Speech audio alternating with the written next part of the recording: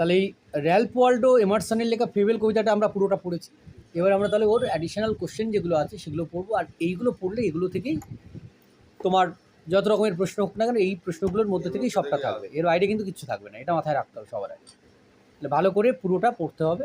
আমি আজকে পুরোটা পড়িয়ে দিচ্ছি, তুমি আমাকে অর্ধেক অর্ধেক করে পড়া দেবে, মানে 16টা নেবে, পরের দিন 16টা নেবে, তারপরের দিন 16টা নেবে, একসঙ্গে এতগুলো না নেওয়াই ভালো। তবে একবারে দেখে নাও। Who had a quarrel with the squirrel, মানে কার সঙ্গে কার, মানে কাঠবিড়ালির ঝগড়া ছিল। The mountain had a quarrel with the squirrel, তাহলে কার সঙ্গে কার ঝগড়া ছিল না, দ্য পাহাড়ের সঙ্গে ঝগড়া ছিল হচ্ছে কাঠবিড়ালি। 2 নম্বর প্রশ্ন, how does the mountain make fun of the squirrel, যে পাহাড় কিভাবে কাঠবিড়ালিকে নিয়ে মজা করেছিল। The mountain makes fun of the squirrel for its self righteous attitude by calling it little pig, এই যে পাহাড় সেই স্কিউরেলের এই যে মানে নিজের যে অধিকার বোধ এবং তার যে অ্যাটিটিউড রয়েছে, এই অধিকার বোধের প্রতি যে তার যে অ্যাটিটিউড রয়েছে, এর জন্যে তাকে ছোট্ট প্রিগ বা নীতিবাগীশ বলে তাকে অভিহিত করেছে। What is not a disgrace two the squirrel and why, এটা কিন্তু খুব ইম্পর্ট্যান্ট একটা প্রশ্ন, যে একটা কাঠবিড়ালির কাছে কোনটা লজ্জার নয় এবং কেন। Two occupy its place is not a disgrace two the squirrel, যে তার নিজের জায়গাটা অধিকার করে রাখাটা একটা কাঠবিড়ালির কাছে ডিসগ্রেস বা লজ্জার নয়। কেন না, বিকজ ইন দিস ওয়ার্ল্ড, কারণ এই পৃথিবীতে every living or non living being have their individual reasons for existence, যে প্রত্যেকটা জড় পদার্থ হতে পারে, জীবন্ত হতে পারে, জড় বা জীব, প্রত্যেকেরই কিন্তু আলাদা আলাদা বিশেষ কারণ রয়েছে তাদের এই পৃথিবীতে থাকার। ঠিক আছে, অর্থাৎ এই যে হোয়াইটা হচ্ছে কিন্তু থিম অফ দ্য পোয়েম, কারণ এটা কবিতার থিম তো এটাই, যে লিভিং এবং নন লিভিং প্রত্যেকেরই একটা গুরুত্ব রয়েছে এই পৃথিবীতে। তো এই প্রশ্নটা 3 নম্বর প্রশ্নটা খুব ইম্পর্ট্যান্ট, এটা ভালো করে পড়বে, কারণ বেশিরভাগ ক্ষেত্রে এটা দেয়। 4 নম্বর, what is it that the squirrel does not deny, একটা কাঠবিড়ালি কি অবজ্ঞা করে না, এই প্রশ্নটাও এসে থাকে। The squirrel does not deny the fact that the mountain is big in size and carries track for the squirrel and even gives him shelter, তাহলে এই যে কাঠবিড়ালি ডাজ নট ডিনাই, সে অবজ্ঞা করছে না দ্য ফ্যাক্ট, এই বিষয়টাকে, that the mountain is big in size, যে পাহাড়টা খুব বড়, আকারে ভীষণ বড়, and carries track for the squirrel, সে কাঠবিড়ালির জন্যে তার পায়ে চলার একটা রাস্তা কিন্তু বানিয়ে দেয়, and even gives him shelter, এমনকি সে তার আশ্রয় দান করে। অর্থাৎ এই কোনোটাকেই কিন্তু স্কিউরেল অবজ্ঞা করছে না, বোঝা গেল। 5 নম্বর প্রশ্ন, what did the mountain call the squirrel, যে পাহাড় স্কিউরেলকে কী নামে ডেকেছিল। The mountain call the squirrel little pig, তো পাহাড় কাঠবিড়ালিকে ছোট্ট নীতিবাগীশ বলে ডেকেছিল। 6 নম্বর প্রশ্নে চলে যাও, why did the mountain call the squirrel little pig, এই যে পাহাড় সে কাঠবিড়ালিকে লিটিল পিগ বলেছিল কেন, এই প্রশ্নটাও কিন্তু মনে রাখতে পারো, কারণ এটাও একটা ইম্পর্টেন্ট কোশ্চেন, কেন বলেছিল। The mountain mockingly called the squirrel little pig, এই যে পাহাড় সে কিন্তু হাসির ছলে বা বিদ্রুপ করার জন্যে স্কিউরেলকে লিটিল পিগ বলে ডেকেছিল, because the squirrel played the role of a moralist, কারণ এই যে কাঠবিড়ালি সে কিন্তু একটা মোরালিস্ট বা নৈতিকতার বা একজন মানে নীতিবাগীশের মতো তার ভূমিকা পালন করছে।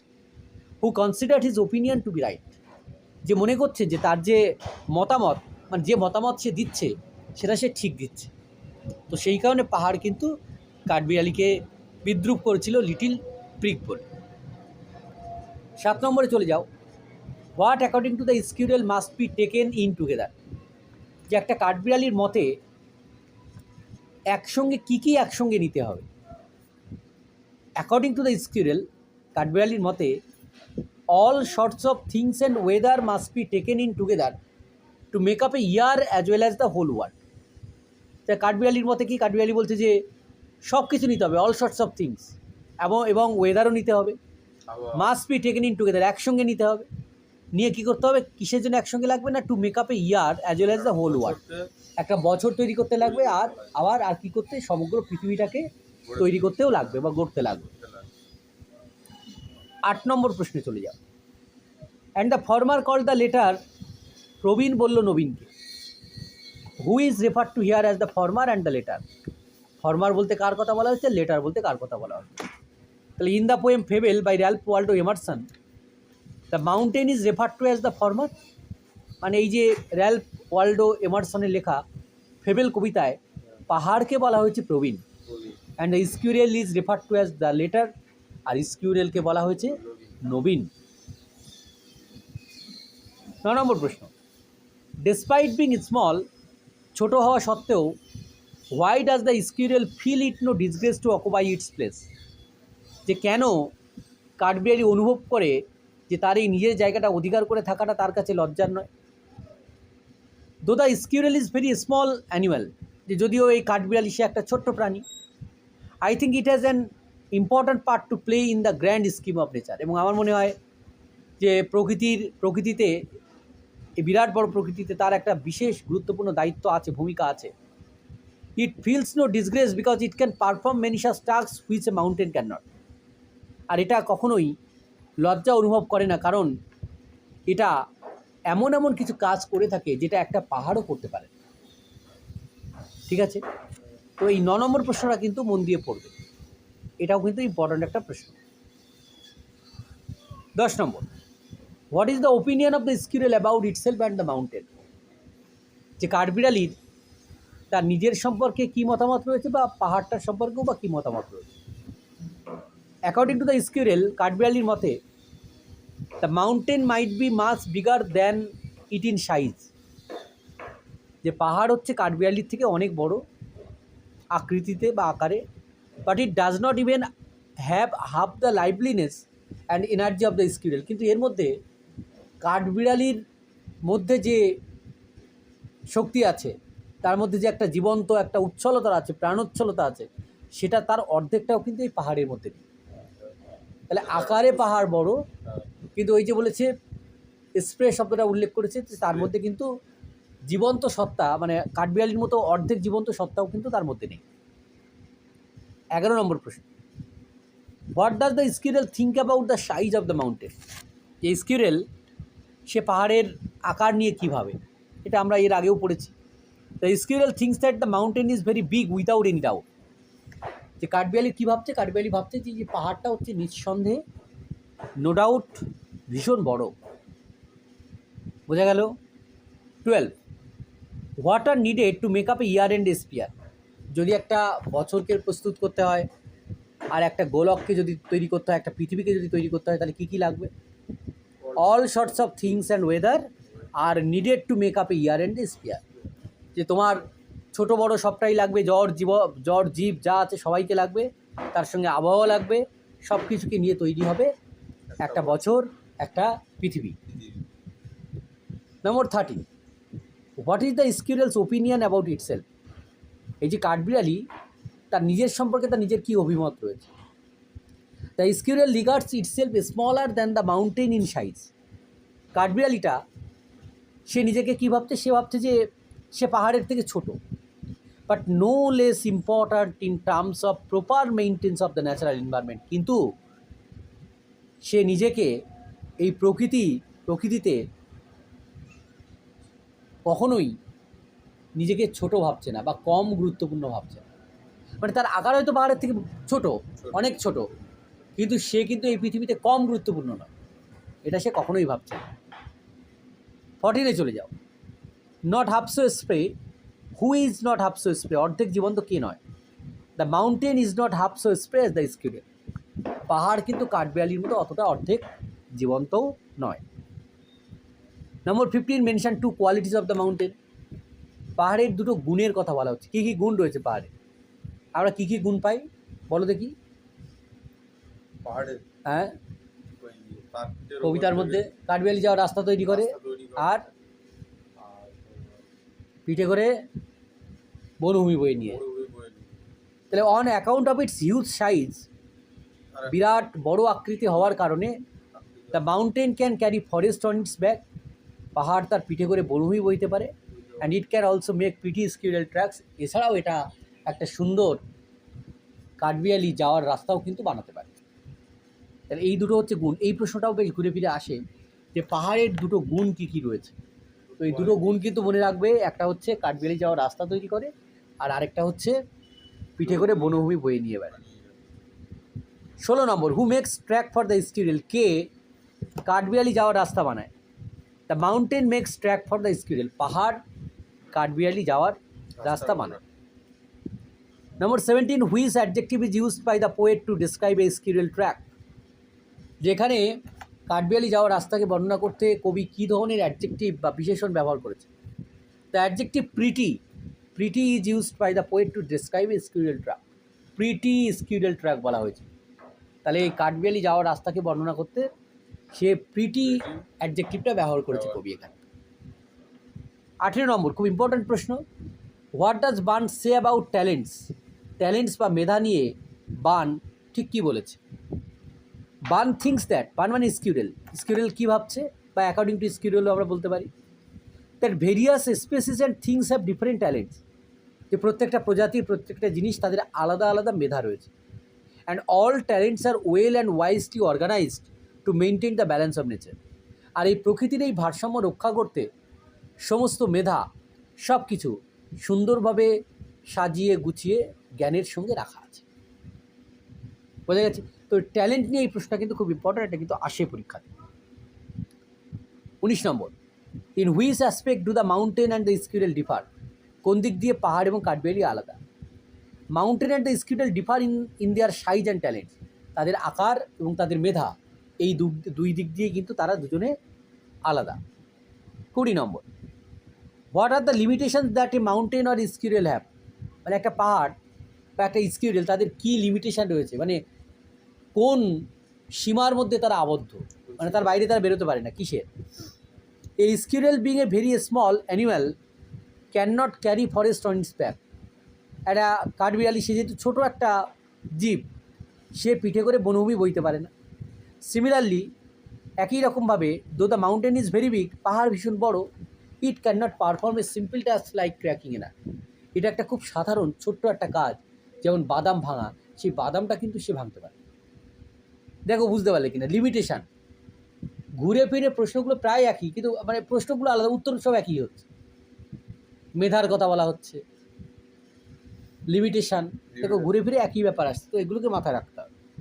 21 number, do you think the squirrel's opinion is right, তুমি কি মনে করো যে কাঠবিড়ালি যেটা বলছে, তার যে মতামত সে দিয়েছে এই কবিতায়, সেটা কি সে ঠিক বলেছে? ইয়েস, হ্যাঁ, তো এখানে ইয়েস হবে, কেননা তার সপক্ষে যুক্তি হচ্ছে I think the squirrel is right, আমার মনে হয় যে কাঠবিড়ালি ঠিক বলেছে। দো ইট ইজ এ স্মল, যদিও এটা ছোট, it is an energetic animal, এর মধ্যে কিন্তু একটা শক্তি রয়েছে, and a member of the forest ecosystem, সে কিন্তু বনভূমির যে বাস্তুতন্ত্র তার একটা সদস্য।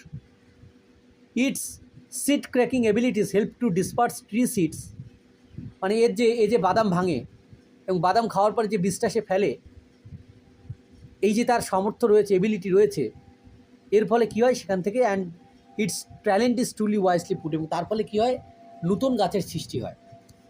আর এটা কিন্তু এই যে মেধা, সেটা কিন্তু মানে প্রশংসা করার মতো বা প্রশংসনীয়। বোঝা গেছে? তো সেই কারণে স্কিউরেল কিন্তু একদম ঠিক বলেছে যে সে ছোট হতে পারে, কিন্তু সেও কিন্তু গুরুত্বপূর্ণ, সমান গুরুত্বপূর্ণ এই পৃথিবীতে।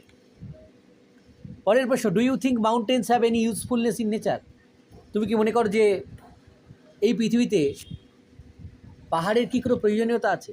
Yes, mountains play a very significant role in nature, যে পাহাড়ও কিন্তু একটা গুরুত্বপূর্ণ ভূমিকা পালন করে এই পৃথিবীতে। They provide all organism with water, food, fertile soil and medicinal products, কারণ সে সব কিছু অল অর্গানিজম মানে সমস্ত জীবদেরকে নিয়ে সে থাকে, জল, খাওয়ার, উর্বর মাটি এবং ঔষধ, আর কি বিভিন্ন ঔষধ, তার সব কিছুই কিন্তু এই বনভূমিতে পাওয়া যায়। Mountains also influence global climate, এছাড়াও সে বিশ্ব পরিবেশের যে জলবায়ু যেটা আছে সেটাকেও কিন্তু সে প্রভাবিত করে।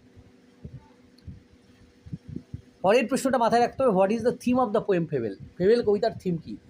এই ফেবেল কবিতার থিম যদি মনে রাখতে পারো, তাহলে পুরো কবিতার বেশিরভাগ প্রশ্ন কিন্তু করতে পারবে, মানে যে কোশ্চেনগুলো ডিরেক্ট নয়, ইনডিরেক্টে যে কোশ্চেনগুলো আছে সেই কোশ্চেনগুলোর অ্যান্সার কিন্তু এই থিম থেকে দেওয়া সম্ভব। দ্য থিম কি? Every living and non living thing in this earth exist for a special cause. যে এই পৃথিবীতে প্রত্যেকটা জীবন্ত এবং প্রত্যেকটা জড় পদার্থ তাদের একটা বিশেষ কারণে তারা এই পৃথিবীতে এক্সিস্ট করছে।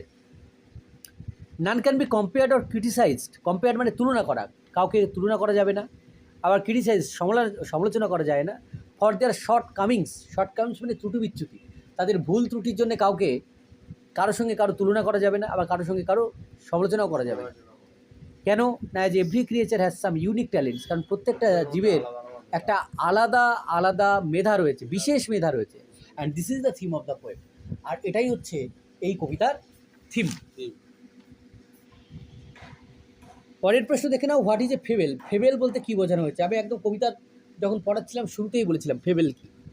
এ fable is a short narrative in verse generally with animals character consisting a moral. তাহলে একটা ফেবেল কি? ফেবেল একটা ছোট্ট গল্প, সেটা কবিতার আকারেও হতে পারে। সেখানে জীবজন্তুরা থাকবে চরিত্র, আর যেখানে একটা নীতি কথা থাকবে সেটাকে আমরা কি বলবো? আমরা সেটাকে ফেবেল বলবো।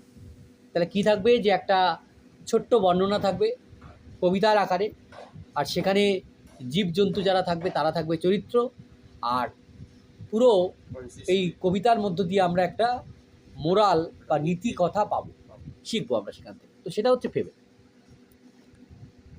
25, why is the poem given the title fable? Fable কেন এই নামকরণ করা হয়েছে? আমরা একদম আগে পড়লাম ফেবেল কেন, ফেবেল কাকে বলে, তাহলে সেটার সঙ্গে রিলেট করলেই হয়ে যাবে। The poem is a short narrative in verse. এই ফেবেল কবিতাটা একটা ছোট্ট বর্ণনা রয়েছে কবিতার আকারে। ভার্স মানে হচ্ছে কবিতা।